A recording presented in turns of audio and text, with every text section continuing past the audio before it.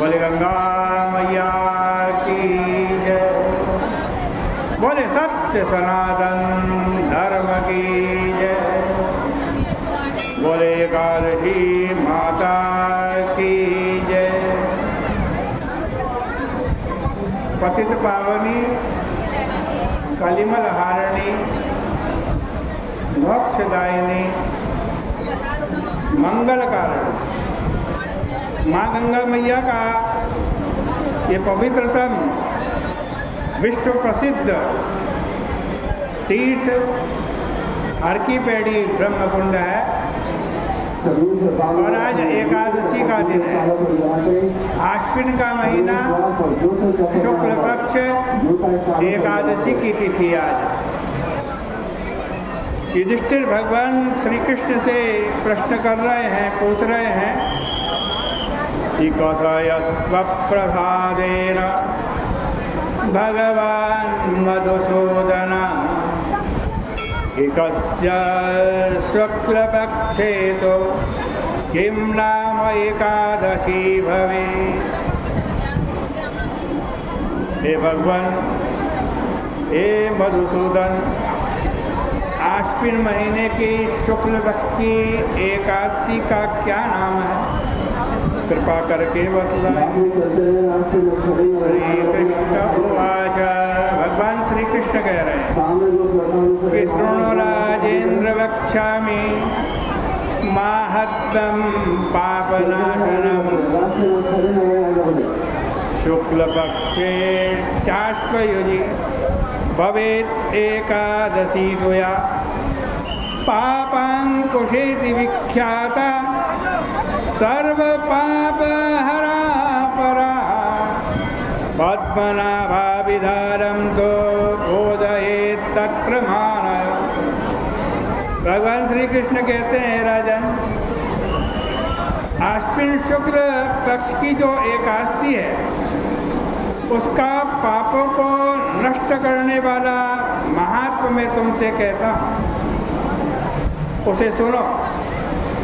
यह पापों को नाश करने वाली श्रेष्ठ एकादशी पापांकुशा के नाम से प्रसिद्ध है। पाप पर अंकुश लगाने वाली पापांकुशा नाम की ये एकादशी। इसमें मनुष्य को पद्मनाभ भगवान का पूजन करना चाहिए। पद्मनाभ माने जिनकी नाभि से कमल निकला, उस कमल से ब्रह्मा जी निकले और ब्रह्मा जी ने सृष्टि बना। उस पद्मनाभ भगवान का पूजन करें। यह एकादशी सब इच्छाओं को पूर्ण करने वाली है और स्वर्ग और मोक्ष देने वाली है। जो मनुष्य अपनी इंद्रियों को वश में करके बहुत समय तक तपस्या करता है, उसको जो फल मिलता है वही पुण्य फल इस पापांकुशा एकादशी का व्रत करने वाले को मिल जाता है। वही फल गरुड़ध्वज भगवान को नमस्कार करने वाले को मिलता है। अज्ञान से बहुत पाप करके भी मनुष्य पापनाशक भगवान को नमस्कार करके घोर नरक में नहीं जाता।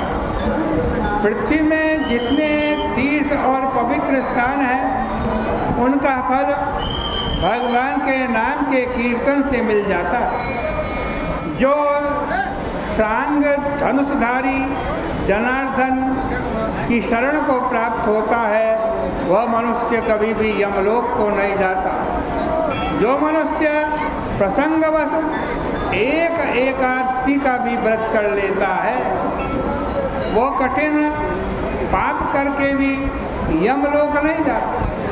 जो वैष्णव होकर शिव जी की और शैव होकर के विष्णु जी की निंदा करता है वह आज कहते हैं नरक में जाता। आज कहते हैं एकादशी के उपवास के 16 भाग की बराबरी भी आज बड़े बड़े राजसूय और अश्वमेध यज्ञ नहीं कर सकते।